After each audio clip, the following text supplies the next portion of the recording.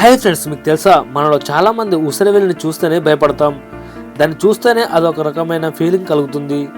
నిజానికి దాన్ని కొంత సమయం మనం బాగా అబ్జర్వ్ చేస్తే అది రంగులు మారడాన్ని మనం గమనించవచ్చు. అయితే ఇంతకీ ఈ ఉసిరివెల్లి రంగులు ఎందుకు మారుతుందో ఎప్పుడైనా ఆలోచించారా?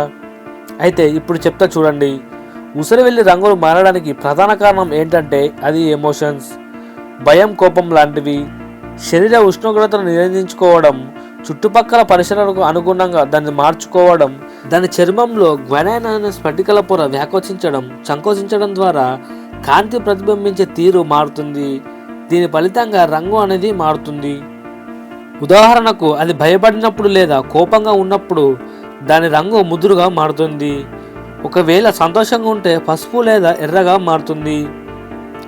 అది చల్లగా ఉన్నప్పుడు వేడిని గ్రహించడానికి నల్ల రంగులోకి మారుతుంది.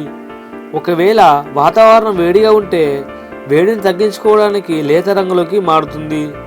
కొన్నిసార్లు తనను తాను రక్షించుకోవడానికి లేదా వేటాడినప్పుడు ఆహారాన్ని పొందడానికి చుట్టుపక్కల ఉన్న వాతావరణానికి అనుగుణంగా రంగులోకి మార్చుకుంటుంది. మొత్తానికి ఉసిరివెల్లి తన అవసరాలకు అనుగుణంగా తనను తాను మార్చుకుంటూ జీవనం సాగిస్తుంది.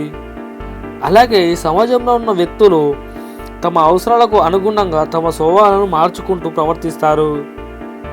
ఇలాంటి వారి వలన కొంతవరకు సమాజానికి హాని ఉంటుంది. అది గ్రహించి మనం కూడా అలాగే మెదులుకోవాలి. ఈ వీడియో మీకు నచ్చినట్టయితే లైక్ చేయండి. మరిన్ని ఇంట్రెస్టింగ్ ఫ్యాక్ట్ కోసం మన ఛానల్ని సబ్స్క్రైబ్ చేయండి.